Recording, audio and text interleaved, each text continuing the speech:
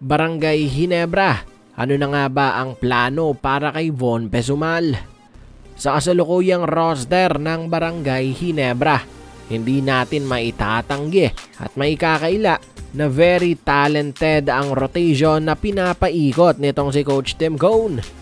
Tapos to be specific, sa guard rotation nadagdag pa ngayon ang mga kalibre na tulad nila RJ Abarientos, Maverick Ahanmizi and Stephen Holt.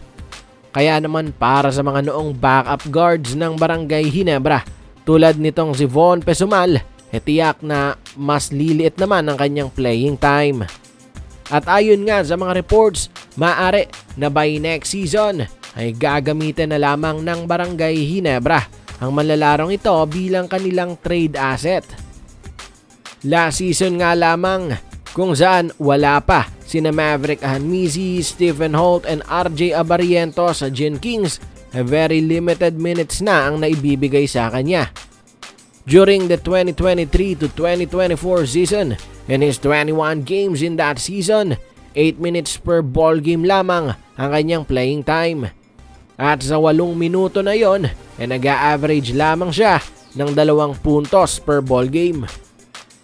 Kaya naman this time, na kung saan mas talented at walang duda na mas malalim na rin yung guard rotation na meron ng Gin Kings, ay para sa mga bench nito tulad ni Von Pesumal ay mas bababa naman yung kanyang playing time.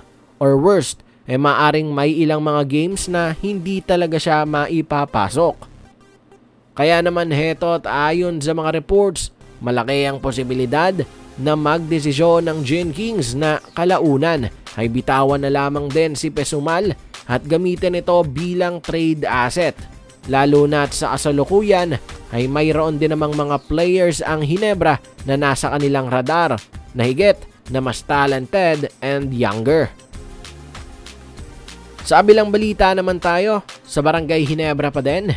Excited itong si Justin Brownlee na muling makapaglaro para sa Barangay Ginebra, lalo na't matapos ng kanilang naging successful run last window sa FIBA Asia Qualifiers, kung saan 2-0 sila in that window na tinalo pa ang isang powerhouse, ang New Zealand.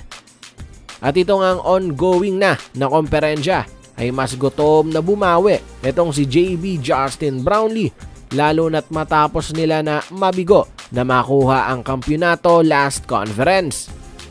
Gayunpaman, tiwala at excited pa rin naman si Justin Brownlee sa magiging run ng Gin Kings in this conference. Lalo na't so far sa kanilang mga team practices, and despite having a lot of new faces, ay maganda ang nagiging resulta ng kanilang mga team practices. At so far, paganda rin ng paganda yung kanilang nabubuo na team chemistry. May naging pahayag nga si JB noon na ayon sa kanya, I can't wait to put that Ginebra jersey again. Not only represent Ginebra, but it's like you still represent the Philippines playing for Ginebra.